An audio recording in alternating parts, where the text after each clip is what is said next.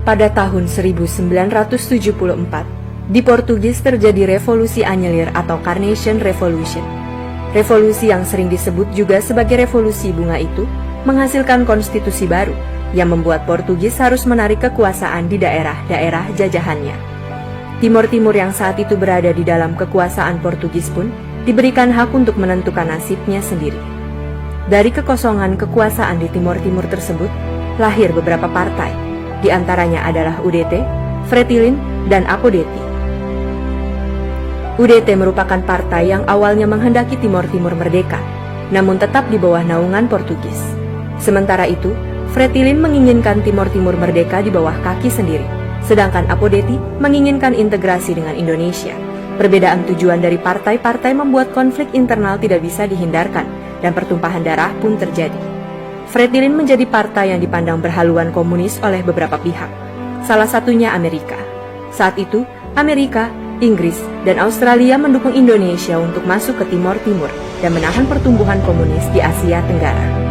Pada 7 Desember 1975, militer Indonesia memulai operasi Seroja di Timor Timur. Salah satu calon presiden Indonesia, Prabowo Subianto, terlibat operasi Seroja. Perannya dalam operasi ini menjadi bagian dari sejarah yang memunculkan banyak asumsi. Namun, sebenarnya apa peran Prabowo Subianto dalam operasi Seroja? Kita buka lembaran di mana Pak Prabowo ada di dinding pada saat itu, tahun 70-an itu, kita buka dulu lembaran daerah dinding itu pada masa lalu. Ya. Nah, kenapa TNI masuk di situ kan? Ya. TNI masuk situ karena ada sesuatu baru tentara nasional dikirim oleh Pak Harto ke sana. Ya. Karena saya tidak mau ambil yang di hilir, saya mau dari hulu sampai di hilir. Hulunya itu di mana? Ya. Dijajah oleh Portugis pada tahun 1500 lalu.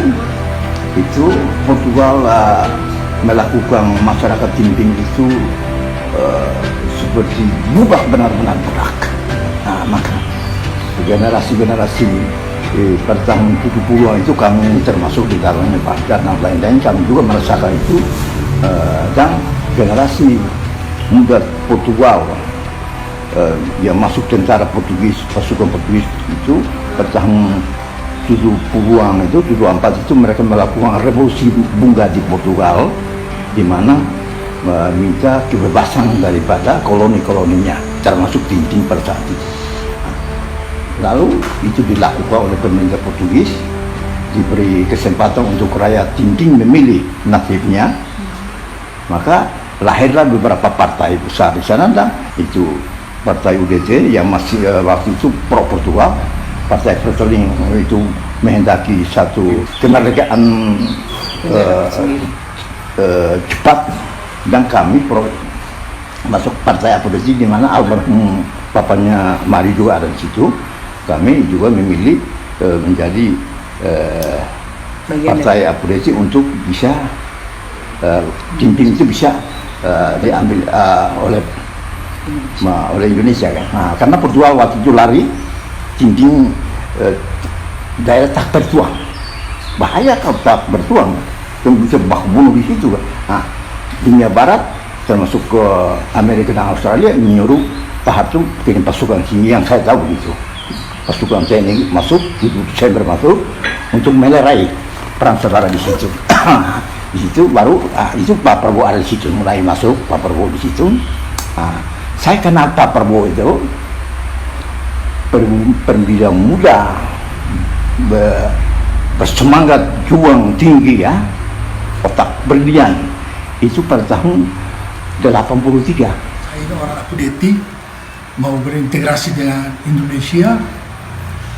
Waktu itu Fretilin yang menguasai, kita ini ditangkap dan dimasukkan ke penjara. Karena saya ini 3 kali dikeluarkan dari penjara untuk dibunuh, 3 kali berturut-turut. Pertama, sudah semua mereka itu semua kumpul. Saya maaf ibu, saya punya pakaiannya sudah lepas semua, telanjang, saya berdiri di tebing. Terus dia mau membunuh saya, itu ada orang tua satu, dia sudah dari sana tari-tari, nari-nari, datang mau bunuh, tapi ada seorang sersan namanya Santos. Saya tidak tahu orangnya. Memang pernah saya cari orangnya, tapi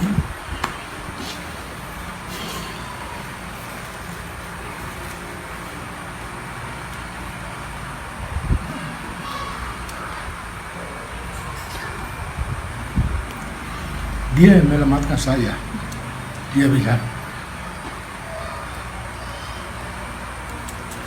Santos ini. jangan bunuh orangnya dulu. Ya, orang itu harus diadili dulu. Lihat dulu kesalahannya dia, salah apa, baru dibunuh. Kalau kalian bunuh dia sekarang, kalian juga saya tembak. Akhirnya saya tidak dibunuh, dikasih lagi kain sarungnya satu saya pakai, saya diikat tangannya, dibawa ke kota, kecamatan.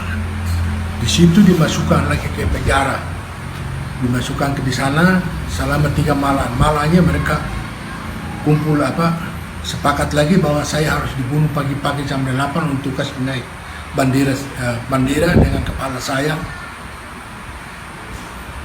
itu ikat sama bendera untuk dinaikkan. Dan saya dimasukkan di itu kamar kecil itu. Ada satu orang rakyat yang datang ketok jendelanya, dia bilang, "Bapak berdoa karena besok pagi mereka mau bunuh Bapak." Saya pesan sama dia, "Kamu tolong kasih tahu sama, setelah dibunuh kamu kasih tahu sama teman keluarga supaya saya punya ini barang itu jasa saya kubur di atas bukit itu ya, supaya nanti kalau keluarga datang kamu kayak tuju, oh ya baik, Bapak berdoa aja." Tapi mungkin karena tidak dia, setelah kira-kira jam 2 pagi ada perintah dari Presiden Fretilin di Dili, itu namanya Francisco Xavier, perintahkan bahwa seorang tahanan namanya Vidal Sarmiento itu jangan dibunuh, dia harus diadili dulu. Dan kalian ini harus segera keluar dari harus segera pulang, jangan ambil. Akhirnya saya nunggu sampai jam 8, tentu orang yang ribuan orang itu sudah tidak ada. Yang teriak apa semua sudah tidak ada. Itu saya tanya, kenapa mereka sudah pulang semua. Yang ketiga kali itu sudah bawa saya, mereka bertiga dengan senjata sudah bawa saya ke tempat tunar untuk ditembak. Sampai di situ pergi, pas kita mau belok ke lokasi yang mau dibunuh, satu kendaraan yang datang. Itu kalian mau bawa tahanan ini kemana? Yang orang yang bawa saya namanya Santos Silva. Kalian mau tahanan ini kemana? Nah, kita mau kasih mandi.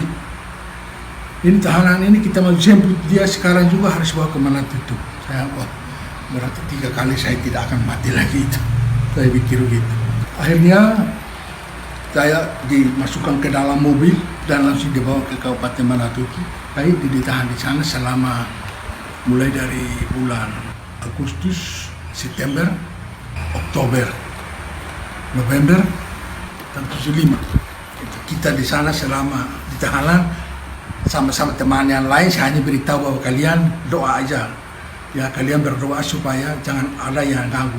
Yang penting saya jangan mati duluan, karena saya mati duluan kalian pasti habis ya. Akhirnya kita sama-sama kompak. Akhirnya saya pas waktu kita mau lari dari penjara, saya duluan lari, kasih putus dulu kabel telepon. Kudu telepon tidak ada ya, telepon ya kabel. Saya kasih putus semua ke hubungan ke kabupaten itu sudah tidak bisa. Malam jam 9 malam saya yang duluan, yang lain ikut lari. Pagi-pagi mereka cari kita sudah tidak ada. Akhirnya yang lain karena tidak tahan menyerah kembali kepada Fretilin. Hanya saya sendiri yang bertahan di hutan ya 8 bulan sendiri, tidak ada lagi satu pun. Sampai pasukan datang saya ketemu dengan Pak Prabowo ini di Suipala, dengan Pak Yunus Sofian, ya, Pak Mahidi Simbolon, Pak Tono Suratman, waktu itu beliau ini Pak Yunus yang pimpinan. Beliau ini perwira muda semua, ya, tahun 75 ke 76. Operasi Seroja juga membuat militer harus menyisir berbagai wilayah di Timor Timur untuk menghadapi berbagai perlawanan. Perjalanan dalam memasuki setiap wilayah membuat para militer harus menghadapi berbagai tantangan. Setelah kita masuk ke Kararasi Bikeke di daerahnya Palafaik ini, kabupaten yang lain lagi, kabupaten Palafaik, kita masuk ke sana, sudah kita masuk ke Raras, tidak ada lagi. Masyarakat Kararasi itu sudah lari semua ke hutan, rumah-rumahnya sudah habis terbakar. Kita kembali ke Posu, ke Bikeke, ke kota. Pak bilang begini, bagaimana Pak bilang? Oh, udah, bagaimana kita berdua ke Dili? Saya bilang siap, oke, bagaimana? Oke. Tapi waktu itu saya sendiri sampai sekarang ini kalau saya duduk dan kembali itu saya bilang, ini hanya orang gila yang bisa itu. Kalau orang biasa, orang normal tidak mungkin. Karena waktu itu satu kendaraan itu tidak mungkin bisa lolos. Pasti diserang pasti habis, pasti dihalang itu. Maka itu minimal itu berapa kena sampai puluhan kendaraan dan tanki ya. Pengawal itu pertama satu di depan, satu di tengah, satu di belakang. Baru mobil-mobil yang lain itu di tengah. Tapi kalau satu aja itu tidak ada cerita itu bisa lolos. Tapi lalu tanya, bagaimana? Bisa atau tidak? Saya bilang, Pak, sebentar ya. Saya panggil anak buah saya. Anak buah saya namanya Olomau. Ya, Olomau, sini. Kamu coba makan. Makan ciri. Kamu bikin dulu. Bagaimana saya dengan Bapak? Oh, kalau hari ini kamu berangkat ke Dili, bagaimana? Bisa atau tidak? Dia makan. Pak, jangan terbuka. Siripinan, makan siripinan. Pak, Bapak aman.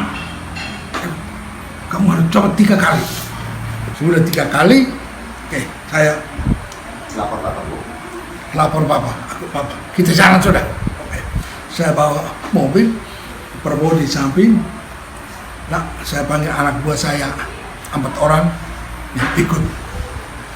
Kita sampai di Kabupaten Manatutu dan di Batdalion semua itu bingung dan tidak tahu ngomong apa. Tidak percaya. Dia bilang tidak mungkin Bapak. Kita berangkat dari Rusuh jam 8 waktu itu caranya ucap. Kita sampai di Dili jam 6 sore. Tapi di samping saya ada Black Label itu. Bapak bilang, kamu ini minum terus. Saya bilang, Pak, kalau Bapak tidak minum, biar saya minum supaya berarti lihat kita juga takut. Bapak bilang, kamu ini minum terus. Harus begini, kalau tidak, wah, kita diserang Vertelin nanti. Kita mati semua. Kamu alasannya terlalu banyak. Sudah sampai di Dili, Bu. Kita dimarahi oleh Panglima, dimarahi dan Reng. Kok bisa ke apa yang masuk di otaknya kalian berdua? Kok bisa pengen kendaraan satu dari Bikeke sampai di Dili? Itu tidak mungkin bisa. Langsung pagi-pagi dan Rem Panglima perintahkan kita pakai heli, tidak boleh lagi pakai kendaraan. Heli langsung kita terbang kembali ke Husu. Gejolak yang ada di Timur Timur tak luput dari wilayah Kraras. Pada berita yang tersebar, Prabowo Subianto diduga terlibat dalam pembantaian di wilayah tersebut. Namun, benarkah nyawa penduduk Kraras hilang di tangan Prabowo? Rakyat saya, daerah saya bergejolak, berontak itu baru saya dengar bahwa menantunya Pak Hasto ada di Dili. Menantunya Pak Hasto ada di Dili. Saya ada di Dili juga. Saya ada di Dili. Saya cari Pak Prabowo itu. Beliau waktu itu jabatannya sebagai waktu Badan Den 81. Saya mengundang beliau karena daerah saya sudah bergejolak, ya, sudah berontak. Rakyat sudah berontak. Saya sendiri mau bertahan rakyat sulit kan, karena pasukan banyak. Pasukan akan membunuh semua masyarakat saya pikir begitu. Maka saya cari satu pasukan yang kuat untuk membantu saya membentengi, ya.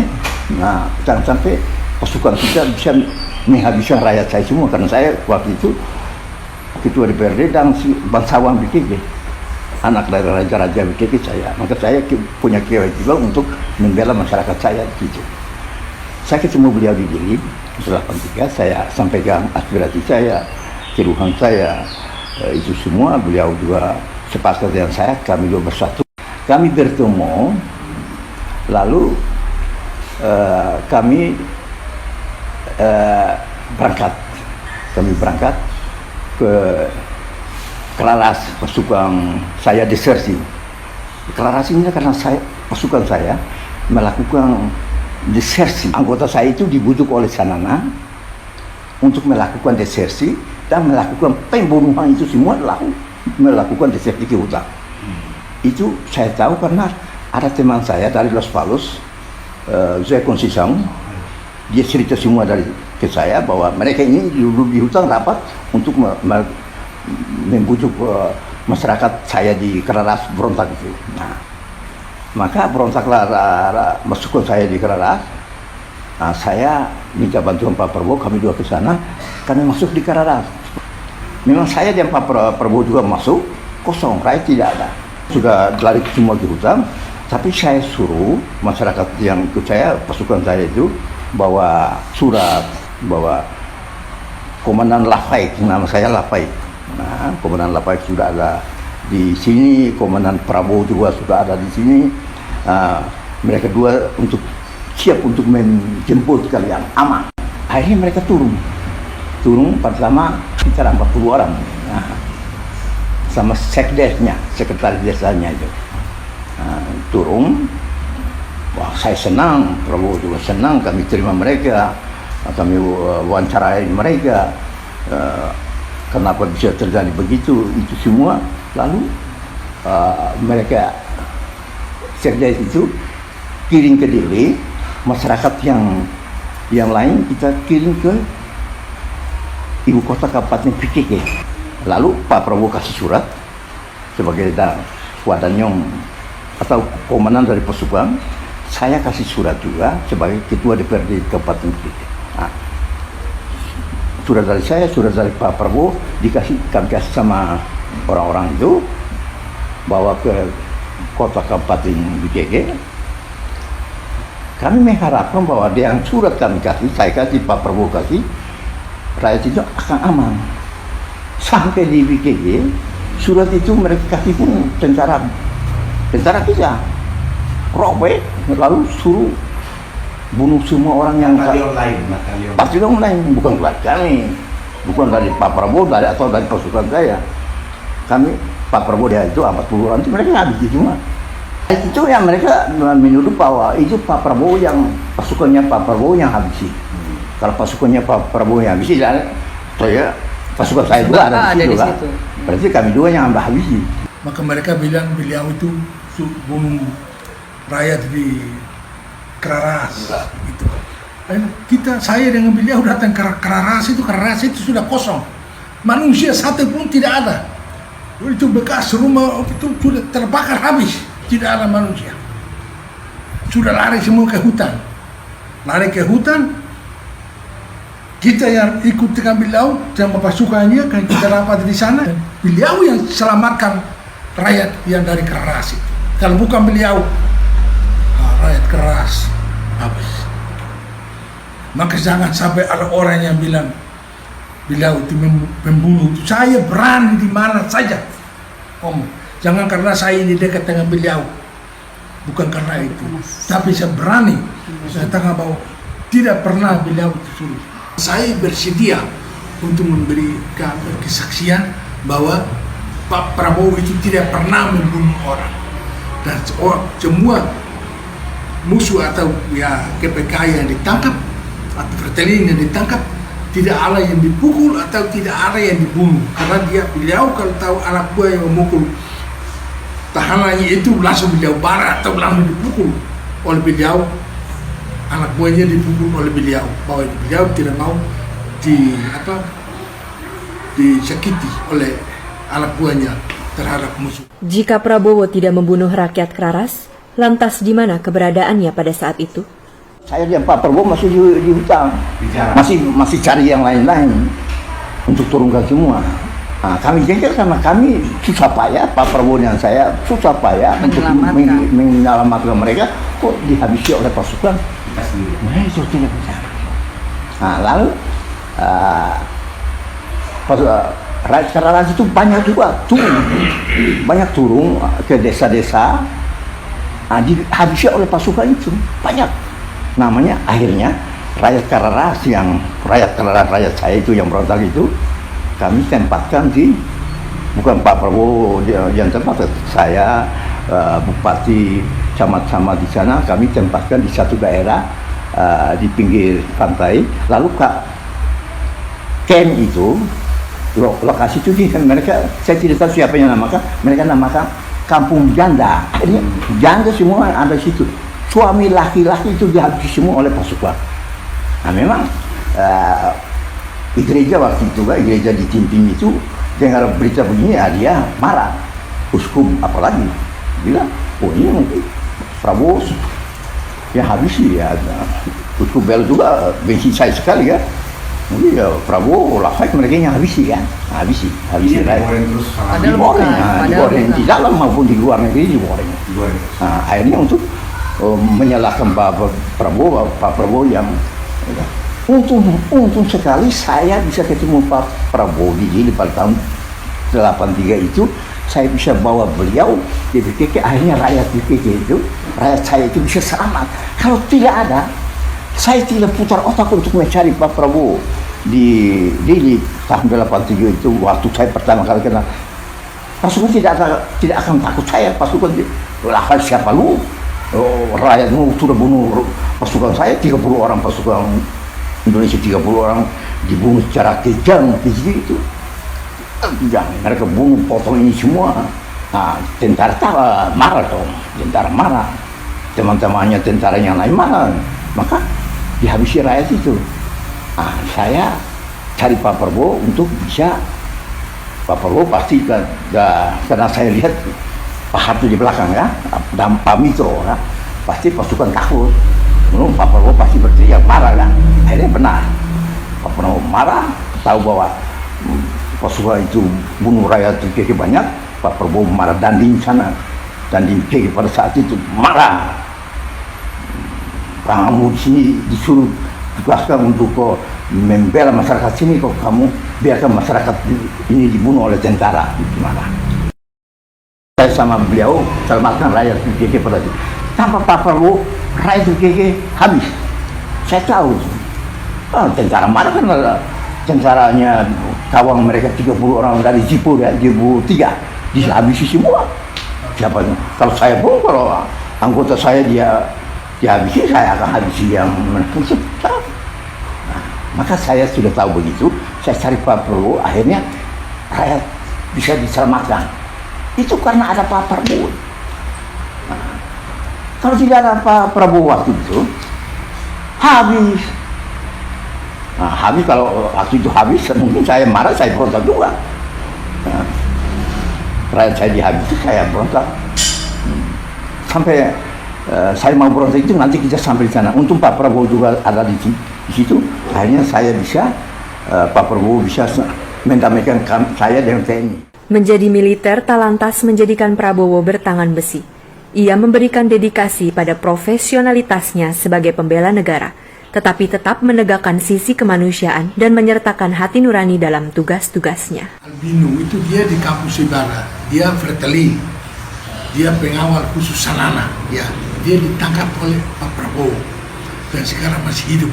Dia sendiri yang menyatakan bahwa saya bersedia untuk memberikan kesaksian bahwa Pak Prabowo itu tidak pernah membunuh orang, dan semua musuh atau ya KPK yang ditangkap atau Fretilin yang ditangkap, tidak ada yang dipukul atau tidak ada yang dibunuh, karena beliau kalau tahu anak buah yang memukul tahanannya itu langsung beliau marah atau langsung dipukul. Dia pernah bilang bahwa beliau itu membunuh pembunuh atau menyiksa, itu keras kalam, itu semuanya dari keras kalam, dari gubernur keras kalam, bukan apa. Keras kalam itu yang bilang begitu. Maka itu saya pernah marah dengan Pak Tono Suratman. Itu boleh tanya kepada Pak Tono Suratman. di kediamannya Pak Gubernur. Saya bilang, Pak Tono, ingat, Pak Tono waktu ke tim-tim, Pak Tono kenal saya yang Bidal. Orang pertama yang Pak Tono kenal di tim-tim dengan Pak Prabowo, saya. Ya, tapi sekarang Pak Tono lebih dekat pada Karskanau. Pak Tono ingat, satu saat Karskanau ini akan tendang Indonesia. Karskanau ini akan bikin kita hancur. Pak Tono langsung, Pak Tono masih hidup dan langsung datang dari itu, banyak orang langsung datang dari sana peluk saya. Bidal, kamu jangan ngomong begitu. Saya bilang tidak, saya harus ngomong supaya Bapak tahu. Ya, karena kita ini biar jelek-jelek begini, kita tidak akan lepas Indonesia. Tapi kalau satu saat akan tentang Indonesia. Itu, ingat itu. Satu-satunya selalu menyatakan bahwa orang yang banyak membunuh di Timur-Timur itu Pak Prabowo. Itu dari Karskanau, bukan dari siapa-siapa. Padahal Karskanau jadi gubernur, saya sendiri yang bawa surat dari almarhum Pak Mitro. Pak Mitro kirim surat, tulis surat, Pak Mitro berikan kepada saya. Pak Mitro suruh supirnya beliau yang antar saya ke Hotel Kartika Sandra. Ya, waktu itu Karskanau belum gubernur. Saya bawa suratnya Pak Mitro ke Hotel Kartika Sandra, serahkan sama Mari Karskanau. Setelah 2 hari datang ke rumahnya ke Kebayoran Baru. Pak Mitro bikin acara di sana, Pak Prabowo juga ada di sana. Di situ yang saya tahu bahwa Pak Karskanau minta untuk cari gubernur di Timur-Timur. Itu saya dengar hadir, minta sama Pak Mitro untuk Pak Mitro bisa bantu urus supaya dia cari gubernur di Timur-Timur. Yang akhirnya yang menjatuhkan Pak Prabowo.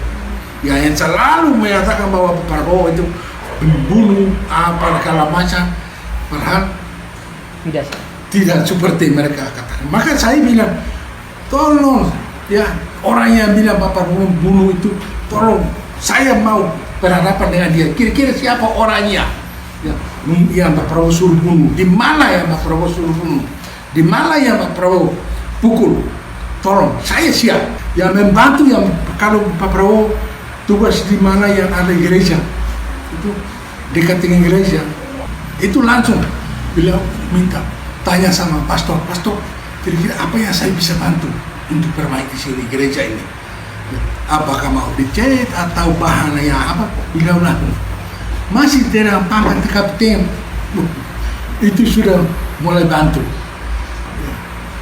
Maka kalau ada supirnya yang tabrak anjing, itu sama-sama saya anjing. Supir pertama dia ajar dulu supirnya. Nah, itu kamu kira karena anjing kamu bisa tabrak begitu saja sampai anjingnya mati. Berhenti, ajar dulu supirnya, terus suruh supirnya dicari pemiliknya. Itu diosu, saya sendiri pemiliknya. Cari pemiliknya, tanya, ini kamu punya anjing ditabrak oleh supir saya. Kira-kira harganya berapa? Mereka bilang, oh tidak, kamu juga perlu. Bagaimanapun kamu pelihara anjingnya kan kamu capek juga.